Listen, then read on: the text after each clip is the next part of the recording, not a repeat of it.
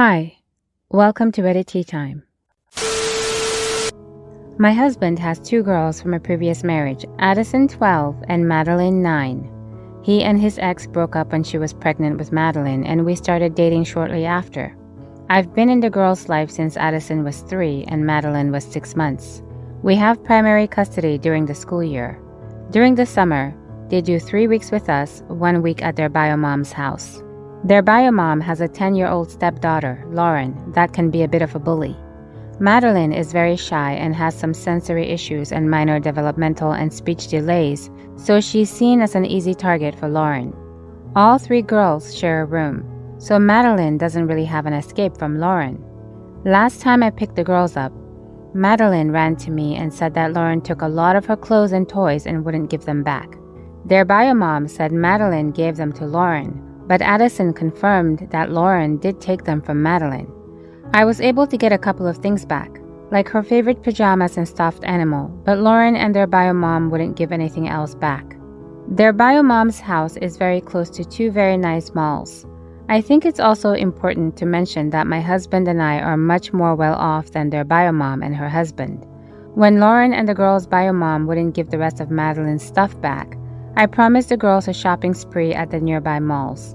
Lauren said she wants to come, but I told her that she just got a lot of new clothes and toys, so she doesn't need to go.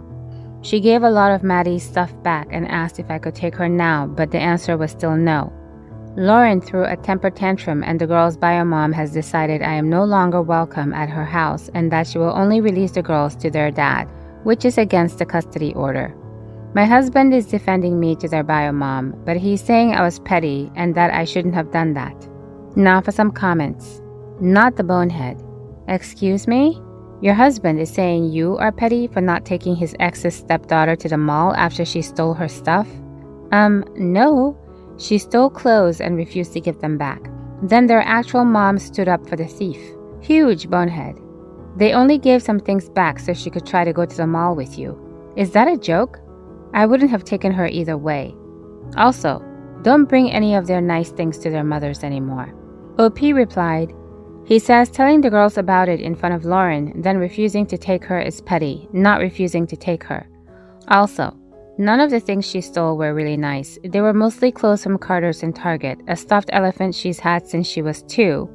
I got that back, and some other cheaper toys. Not the bonehead. Play stupid games, win stupid prizes.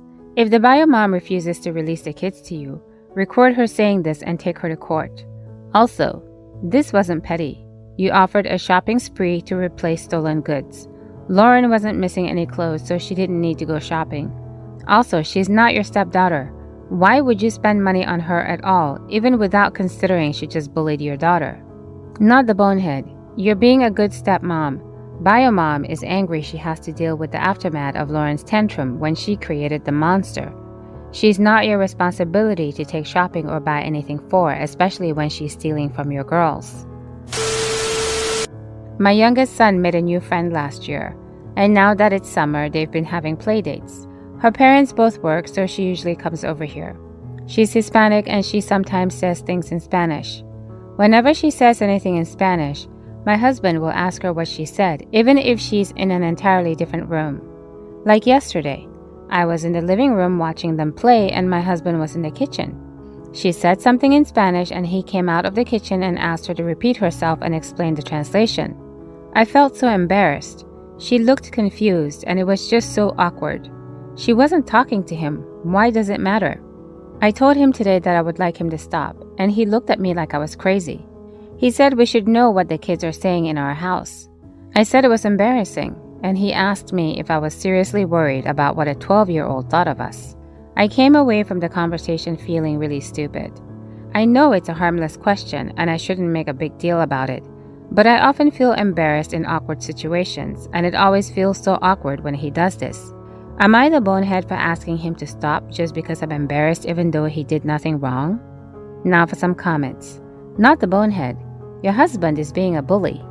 Not the bonehead. That is super weird and controlling behavior on the part of your husband toward a child that isn't his. Also, is your child learning Spanish or is the friend talking to themselves? OP replied, they're usually just short phrases, occasionally a sentence. Your husband is racist, not the bonehead. So to recap, he bullies a child for speaking her native tongue.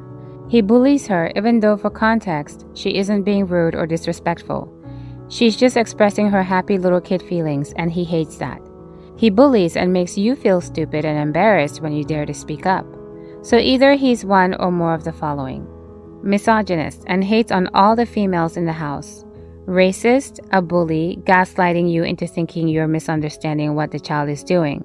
He has a problem with the child speaking Spanish, but he turns it around and makes it seem like you are the one who is stupid to feel embarrassed in front of a child.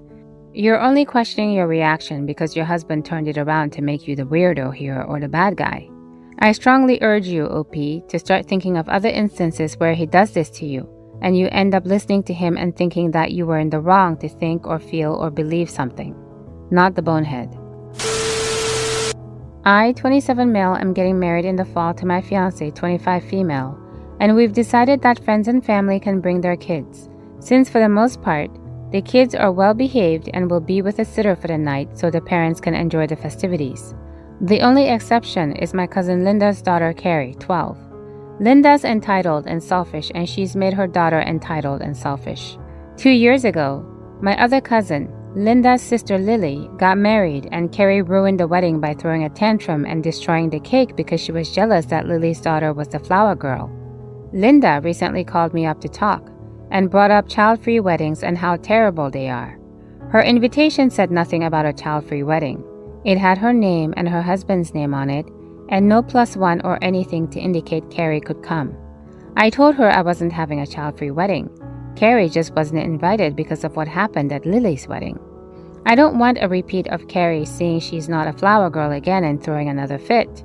Linda has since gotten all her friends and the few people in the family who take her side to bombard me, my fiancé, and family with texts about how selfish we are for purposefully excluding one child while everyone else could bring their kids. Edit. Everyone keeps asking why invite Linda at all. My family is very big on family is everything, family first, and respect your elders. If I had not invited Linda and her husband at all, the crap storm would be much bigger and the majority of my family would be calling me to tell me to invite her. Now for some comments. Not the bonehead. Uninvite anyone that complained. Not the bonehead. Carrie was 10 when she threw her fit, old enough to know better. So she's 12, going on 13 now with extra fun hormones raging through her system. Has she or did she show any remorse for her behavior? Is that an ongoing issue with her throwing tantrums when she's not the sole focus? Not the bonehead. But I would reply, you're so right. It was really mean to exclude a child from the wedding her parents are invited to. Therefore, I rescind the invite to you and your husband. Hi, first post here. I am 65 female visiting my son, 27 male, and daughter-in-law, 26 female, in a month. I'm staying with them for 2 weeks. It's the first time I'm staying with them in their home. Usually I stay at a hotel, but they recently bought a bigger home, so I asked to stay. My grandchild, 3 male, is generally very good, but occasionally he does things that I don't find appropriate. I'm quick to correct these behaviors.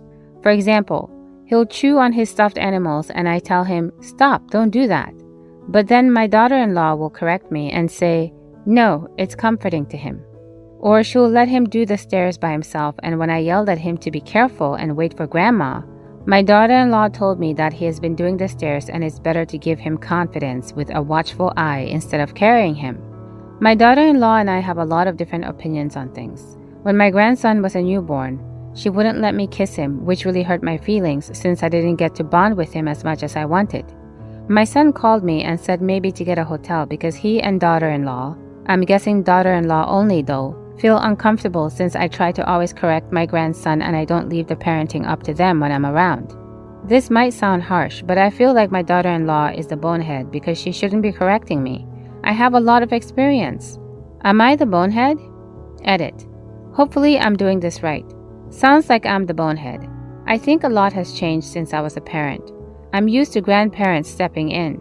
I have no issue with my other son, 32 male. I miss the days where we had a village. It seems my daughter-in-law doesn't want that. I do understand the kissing newborn thing, and I was wrong. I have different views on independence with kids and parenting. Where do I go from here? I know I need to have a conversation with them. Sounds like I need to apologize. I think it'll take a while for me to make a change because I still believe what I believe. Update. Much bigger issue here. Spoke to my son for a long time last night. He said I'm controlling and have been his whole life. I'm heartbroken. I will own up to being controlling after examples. He said I delayed him with things and babied him too much, and it really wasn't a problem until now that I'm controlling his parenting. What I thought was an issue with my daughter-in-law is really more my son. My daughter-in-law just is the one who stands up to me in person. I didn't tell him about this because I guess I've been a bonehead his whole life, according to him. He said just because he and his brother turned out great doesn't mean I did everything perfect. And I know I'm not perfect, but they feel like my greatest accomplishment. We left the conversation with us taking a week off and then deciding if I should cancel my trip because they need space. I'm very sad, but understand. Now for some comments. You're the bonehead. A 3-year-old can manage stairs. You really think the child's mother doesn't get to correct you? Wow. Get over yourself. It's her child, not yours. You thinking a 3-year-old needs your supervision on stairs shows your experience isn't as valuable as you think. Preschool teacher here. My advice to you is to find a book by someone with a PhD in early childhood education, specifically about independence, and read it or listen to the audiobook. Get your information from a trusted, objective source. Right now, you're just going off of what you feel and what you were taught. But there has been so much quality research about how to successfully raise competent young people. So yes, things are changing to reflect that. I think that any conversation you have before you do some good research may be unproductive, because your perspective will still be firmly rooted in feeling rather than fact. You could even take a few classes at your local community college, and I think you would learn that so much of what you were taught was less than accurate.